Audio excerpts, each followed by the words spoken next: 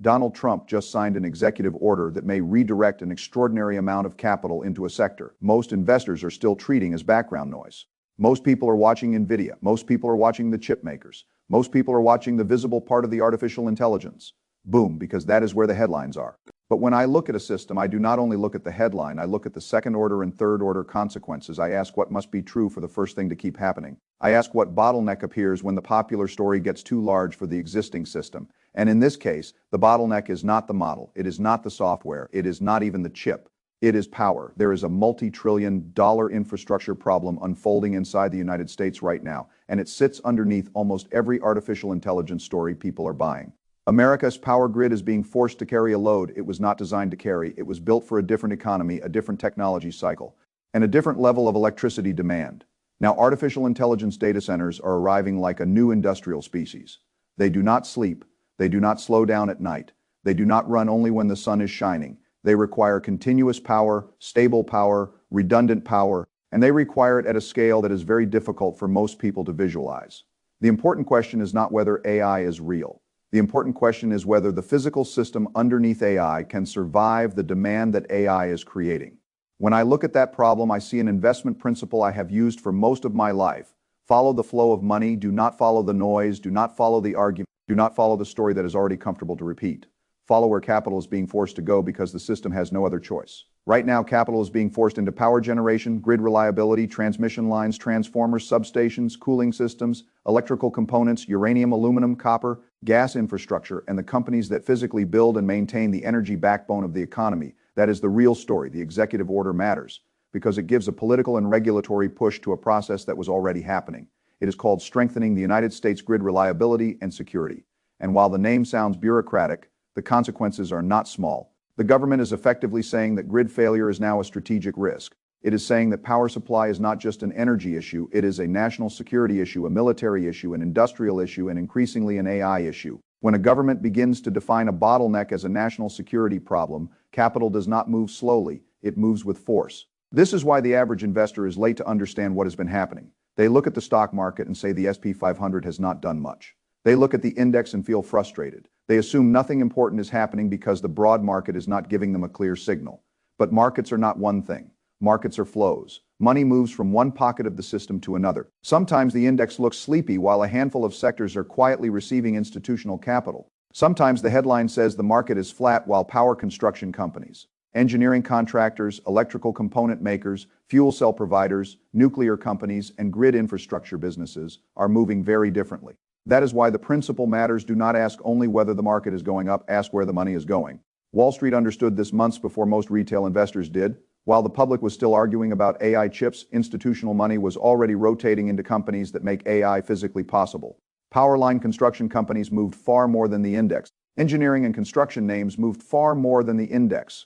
Electronic component companies moved far more than the index. Some individual names connected to grid power, power conversion, fuel cells, or cooling moved by extraordinary percentages while the broad market barely moved. That is not an accident. It is a signal. It tells you that the system is beginning to reprice the physical layer underneath the digital economy. I want you to think about the electric grid like the circulatory system of a body. The artificial intelligence companies are the brain demanding more oxygen. The chips are the neurons firing faster. The data centers are organs expanding their capacity, but if the circulatory system cannot deliver enough blood, the whole organism becomes stressed.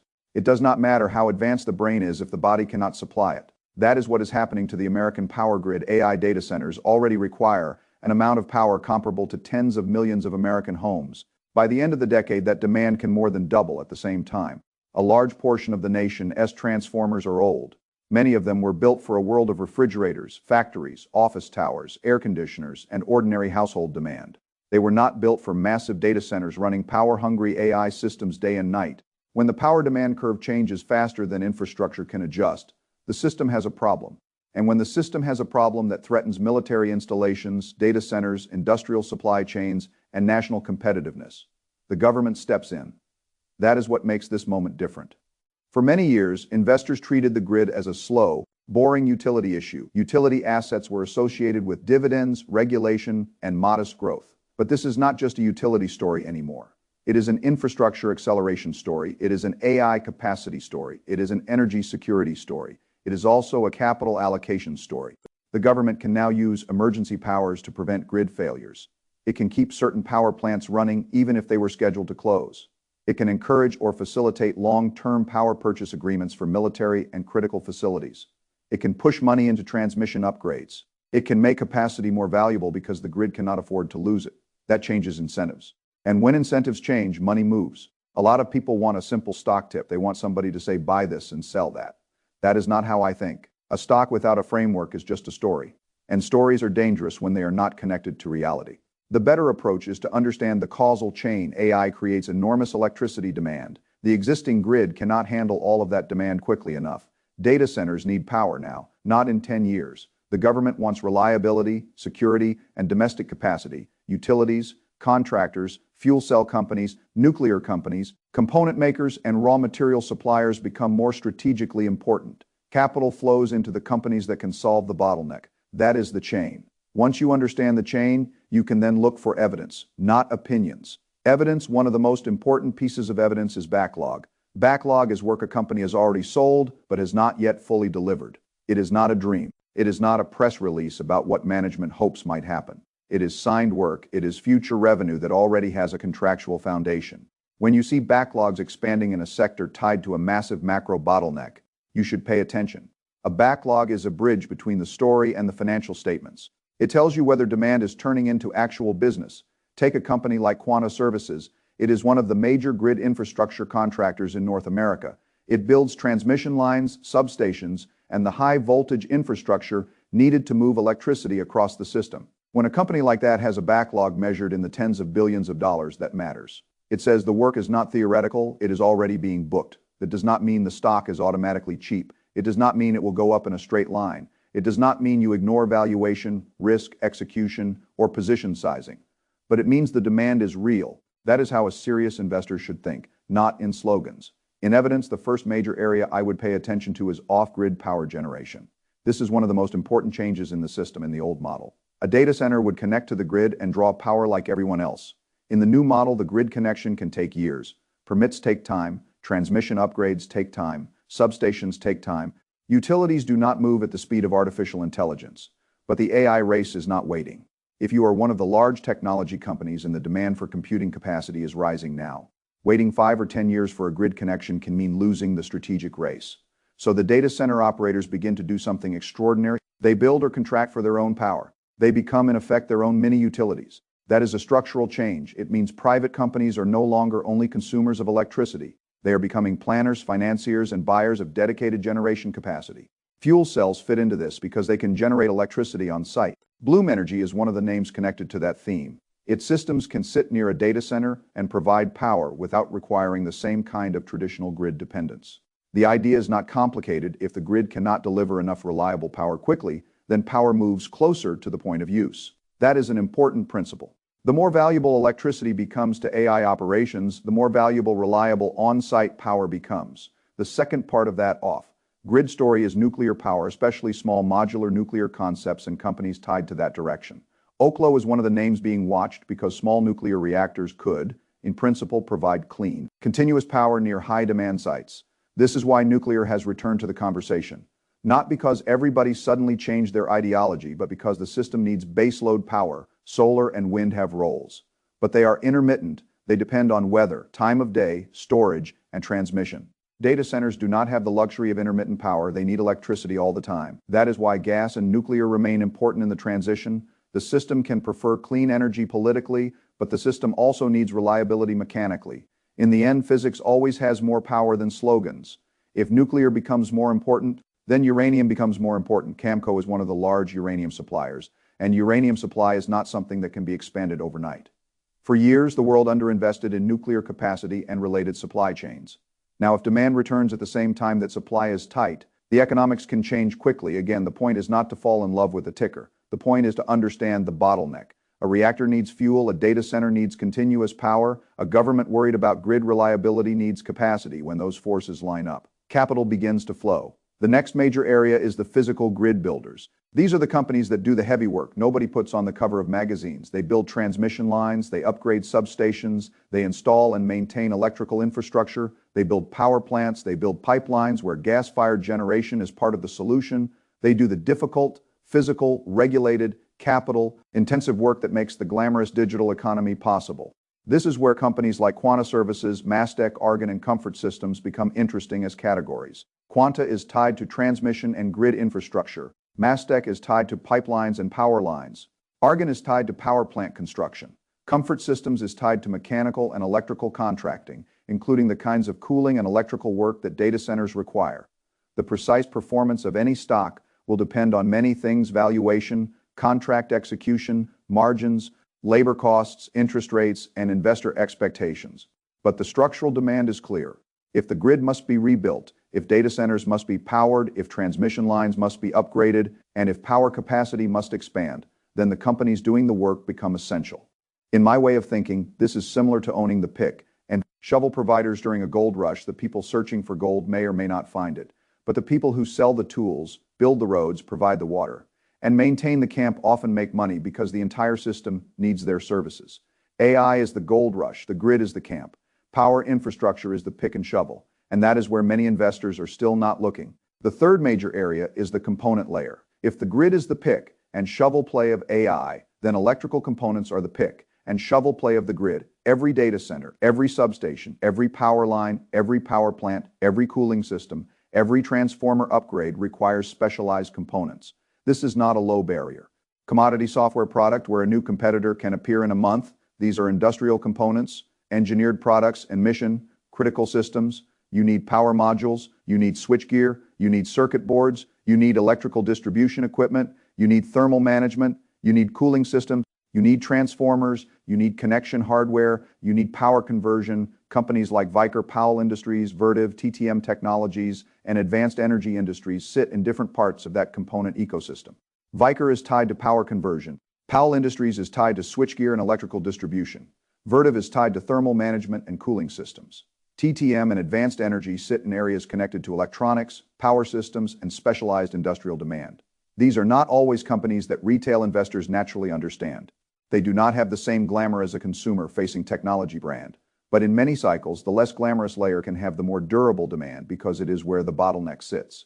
AI chips produce heat. Heat requires cooling. AI data centers require power. Power requires conversion, distribution, protection, and control. The grid requires equipment. Equipment requires materials that leads to the next layer, raw materials. You cannot rebuild a power grid with slogans. You need aluminum for transmission conductors. You need copper for wiring, transformers, motors, and electrical systems. You need uranium if nuclear capacity grows. You need steel, cement, land engineering, labor, and permits. The raw material story is easy to oversimplify, so I would be careful. Commodity companies are cyclical. They can run very hard and fall very hard.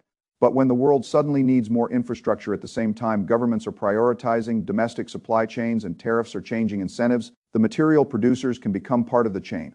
Aluminum is particularly relevant for transmission. Companies tied to domestic aluminum production, such as Century Aluminum or Alcoa, can become part of the discussion when infrastructure spending, tariffs, and domestic sourcing line up. But here again, I would not think like a gambler. A strong theme does not justify a careless price. It gives you a watch list, a map, and a reason to study. That is different from a blind purchase. One mistake many investors make is believing they must be first. They think the only way to win is to buy before anyone else notices. That is not how the better operators think. Being too early can be as dangerous as being too late.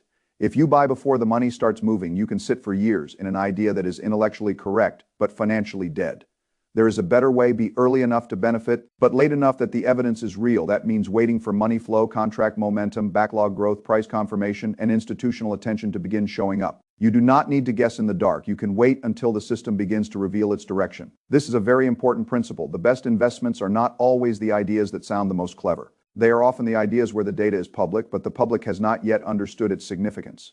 The executive order is public, the power demand numbers are public, the age of the grid is public, the backlogs are public, the contract announcements are public, the stock charts are public. The problem is not that ordinary investors are forbidden from seeing the information.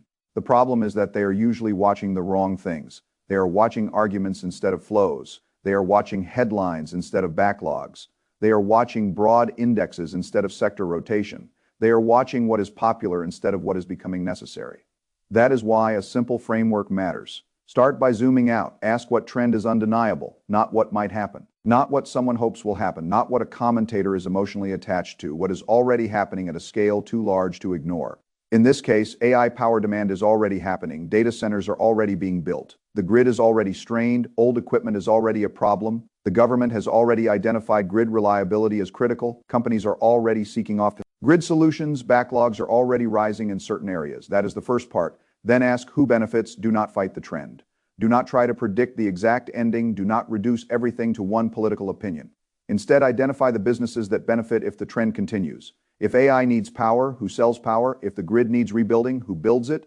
If data centers need cooling, who supplies it? If nuclear returns, who supplies the fuel? If transmission expands, who supplies aluminum, copper, switchgear, transformers, and electrical components?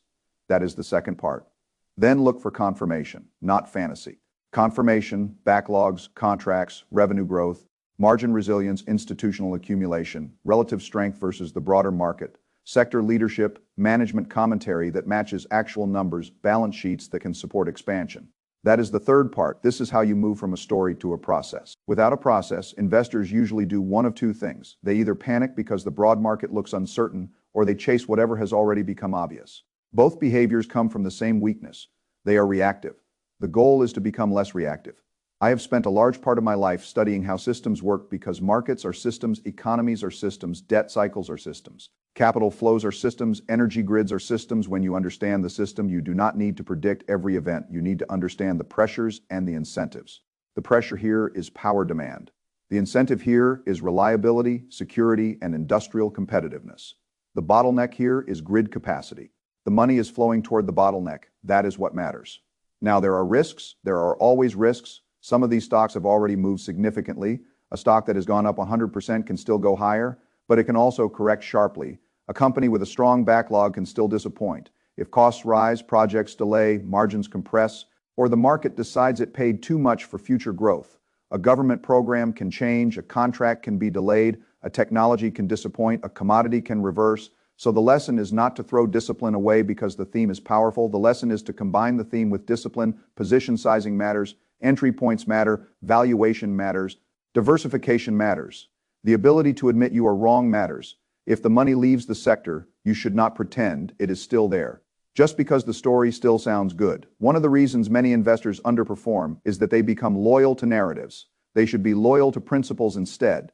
A narrative says, this sector must win. A principle says, I will follow the evidence as long as the evidence remains strong. That distinction is everything. The grid and energy trade may continue to elevate because now it has multiple forces behind it. AI demand, aging infrastructure, government support, national security framing, data center urgency, and industrial reshoring. But if the flows rotate somewhere else, a disciplined investor notices and adapts. The goal is not to be emotionally correct. The goal is to be aligned with reality. This is why simply sitting in the index and complaining that nothing is happening can be so costly. The index can hide enormous internal movement. There are periods when the broad market is up a few percent, while certain sectors are up multiples of that because the money is rotating underneath the surface. Most people do not see that because they are not trained to look. They ask whether the market is good or bad. A better question is, where is the market rewarding real demand? In this moment, one answer is the AI power chain, off-grid generation, nuclear, uranium. Grid construction, transmission, electrical components, cooling, power conversion, aluminum, and copper. These are the physical rails underneath the AI economy. If you only look at software, you miss the rails. If you only look at chips, you miss the energy system that allows the chips to run. If you only look at the broad index, you miss the rotation. And if you only listen to the news, you hear about the change after the money has already started moving. That is the reason this moment matters. It is not that the executive order alone creates the opportunity. It is that the executive order confirms and accelerates a structural shift that was already visible in the data. Smart investors were not waiting for the announcement. They were watching the flows. The public often thinks investing is about prediction. I think the better word is preparation. You study the system in advance, you build the map, you watch the indicators, then when the capital begins to move, you understand what you are seeing. That is how you avoid being surprised by the obvious. The AI grid problem is becoming obvious. Now, it was less obvious when the first sector movements began. It will be even more obvious after the mainstream spends months explaining it to everyone. The question is whether you use this moment to chase a list or to learn the mechanism. A list can help once. A mechanism can help for the rest of your life. Here is the mechanism again in simple language. When a trend becomes too large for the old infrastructure, the bottleneck becomes the opportunity. When the bottleneck becomes strategic, the government gets involved. When the government gets involved, contracts and backlogs can expand. When contracts and backlogs expand, institutional money can move before the public understands the story. When institutional money moves, relative strength appears. When relative strength appears before the narrative is fully mainstream, that is where serious investors begin to pay attention. That is the lesson, not hype, not politics, not excitement. A process. The danger for the average investor is that they will hear this story and immediately ask for the one stock that can make them rich. That is the wrong question. The right question is how to build a watch list, how to compare companies, how to measure backlog quality, how to see whether the move has already become overheated, how to scale into a position, how to manage risk, and how to rotate when the evidence changes. That is what separates investing from gambling. Gambling is wanting the payoff without the process. Investing is accepting the process before the payoff. If you understand that, then this power grid story becomes more than a trade. It becomes an example of how capital moves through the economy. First, the digital economy creates demand. Then, physical infrastructure becomes constrained. Then, policy responds. Then, contracts flow. Then, suppliers benefit. Then, the market reprices the suppliers. That pattern will repeat in other areas. It repeats in energy, defense, healthcare, semiconductors, commodities, cybersecurity, and financial infrastructure. The names change. The mechanism does not. That is why I care more about the framework than the headline. In every cycle, there are people who wait for certainty and then complain that the opportunity is gone. There are people who chase early and get crushed because the idea was right, but the timing was wrong. And there are people who build a disciplined process. Watch the flows and move when evidence becomes strong enough. Try to be in the third group right now. The evidence says the AI power bottleneck is real. It says the grid is old. It says data centers need more energy. It says some companies have already been receiving capital flows. It says government policy is now reinforcing the direction. It says the opportunity is not simply in AI companies, but in the infrastructure that allows AI to exist. That does not mean you should buy blindly. It means you should pay attention intelligently. The world is moving into a period where electricity is no longer just a utility bill. It is becoming a strategic input to intelligence, defense, productivity, automation, and national power. The countries that can produce and move reliable electricity will have an advantage. The companies that can help them do it may become much more important than most investors currently understand. And that is the real message. Do not just watch the dazzling part of the boom. Watch the part that makes the boom possible. Do not just watch the chip. Watch the power behind the chip. Do not just watch the data center. Watch the grid. The generators, the cooling systems, the switchgear, the fuel, the conductors, the contractors, and the backlog. Because the market often rewards the people who understand the infrastructure beneath the story before the story becomes too obvious. This is not about being certain. Certainty is a dangerous illusion in markets. This is about understanding probabilities, incentives, bottlenecks, and flows. The people who do that well are not always the loudest. They are often quietly positioned before the crowd understands why. The opportunity here is not that a politician signed a document. The opportunity is that the document points toward a real pressure already building inside the system. Power demand is rising, the grid is strained, capital is moving, backlogs are growing, and the investors who learn to follow that chain will be much better prepared than the investors who only wait for the next headline. That is the way I would think about it. Not emotionally, not politically, systemically. Because in the end, markets reward people who can see the system before the system becomes obvious to everyone else.